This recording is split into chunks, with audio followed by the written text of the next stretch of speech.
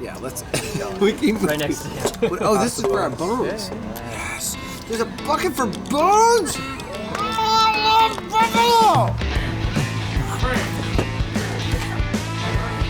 Oh, yeah. Look at how big this is.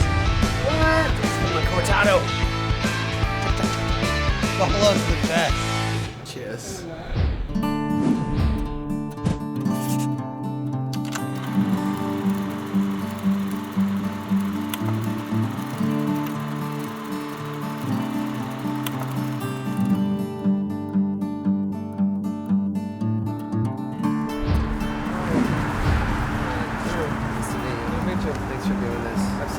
So where are we going right now? Okay, so go down this street, this is one way. I moved back to Buffalo in 2012. Oh, 2012. So I had an opportunity with what my family's development was opening, which we're headed to right now, Larkin Square. We're parking at Larkin. Sorry. That's probably everybody does that, right? No, I think you're the first one.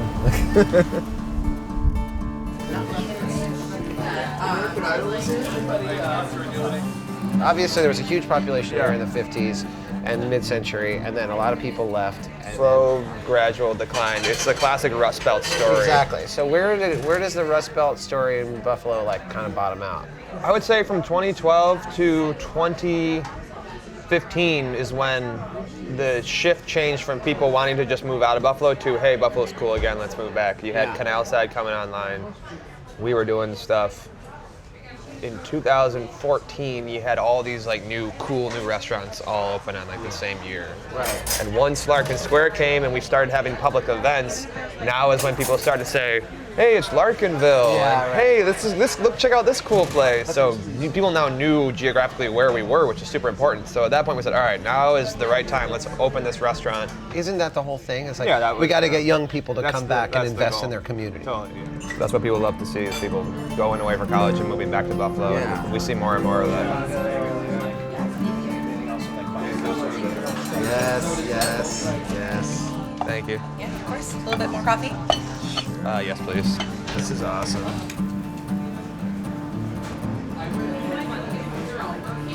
Oh, yeah.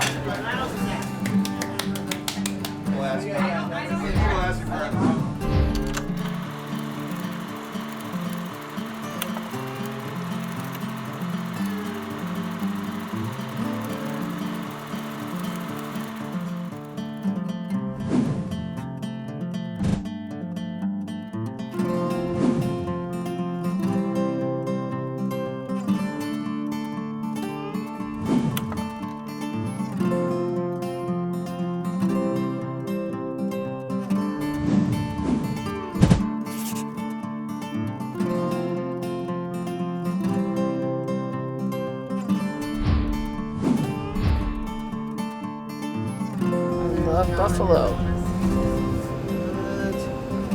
This is the coolest.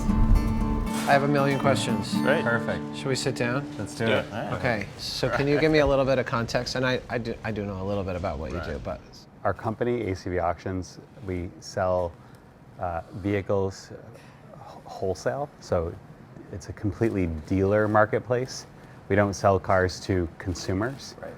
It's a massive B2B. industry. B2B. I know this. You know B2B? I know B2B. That's right? what we do. I got B2B. Exactly. Trying not to use the industry lingo. I but, appreciate that. Our focus is to be the most trusted way dealers can buy a wholesale car. We go out and provide an end-to-end inspection on a vehicle. Some ideas solve small problems. This one happened to be solving, a problem that was a 100 billion plus type of problem in the US alone. I don't think ACV would ever have started in Silicon Valley or New York City or anywhere else because there's just not, that part of the world isn't exposed to them. They don't find these unsexy but massive industries and massive problems. Whether you only live in New York City or LA or San Francisco or Buffalo, you do need to understand how things work outside of where you live. But I think that's also easier to do here because you have to, for customer visits, to visit the investors, people are all around the country.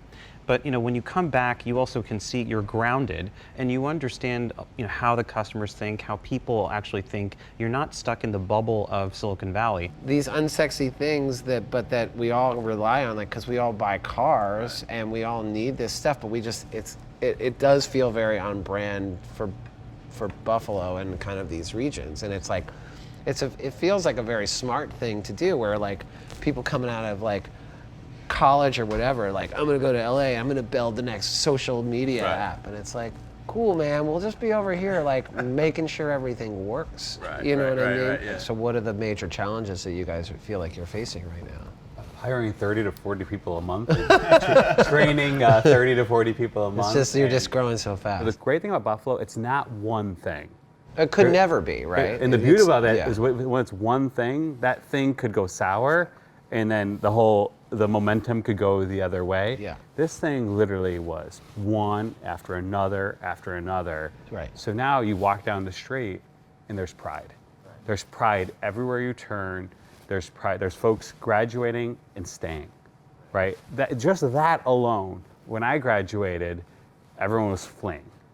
It's no longer happening. We've got folks coming here that worked for Facebook, who worked for Google, who worked for eBay. Pixar, eBay. They're all coming here, right? And it's just because now we've got the momentum. Right, because I think about like Detroit now, which is probably in a similar position, at least spiritually.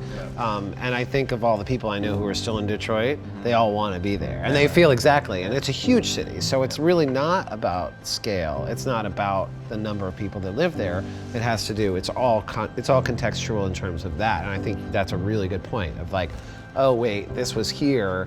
It's not, but we can get there because it's like, it's not, we have all the stuff and we can make it. When you marry like creativity with, with ideas that really can benefit society, that's just something that I feel is just a really important theme that we have to look at as investors and as founders. If you look at the automotive industry, I mean, it's kind of the reason we have the middle class, which is such an interesting part of America and what makes it what it is. The actual middle class. Right, the actual middle class, right? So I mean, and maybe it's just kind of an evolution of that, and reinventing this industry in a way that marries it with digital, but still allows us to kind of help build cities like Buffalo and others, and really America as a whole. In these big industries, right? Yeah, cool. Well, Thank you for so your much, time. George. So appreciate it. For sure. Nice to meet you. Nice to see Thank you. you so much. Nice to Dan. meet you, Doctor. Thanks so much, Dan. And Max has the floor. All right. Just like everything else we've done in the hotel, we had to work with the spaces we had. So as you walk through, you will see all over the place different, they all say the same thing, is that Buffalo has such an inherent sense of community and it has such an inherent sense of self. Nice stairway, bro. The corridors gallery at Hotel Henry. Oh my God, the light is so nice right now. That guy is definitely gonna haunt you. He's gonna show up at like 2 a.m. and be like, Mother, you have not given me my binky. Oh yeah, I'm staying here. Mother, Charles needs his binky. How far can you run without spilling your cortado here in haunted Hotel Henry? Definitely not haunted. It's not haunted. How come is that? You have to go on the record and say it's not haunted.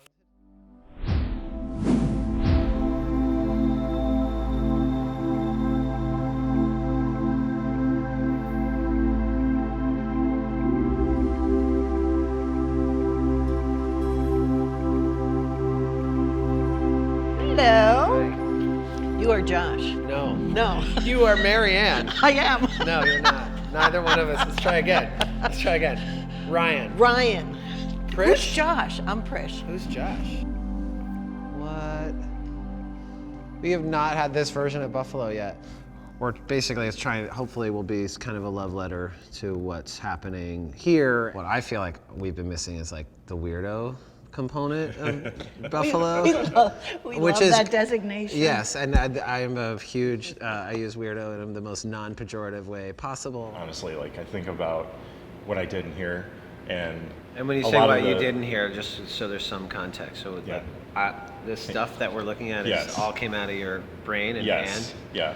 I mean, I had an impression of what Buffalo was sort of historically, and I started coming here and I was feeling something about it where in the air where I was like, oh, it feels like there's something happening. There's a younger generation that are buying buildings, creatively funding their business or their projects. And so much is happening so quickly here that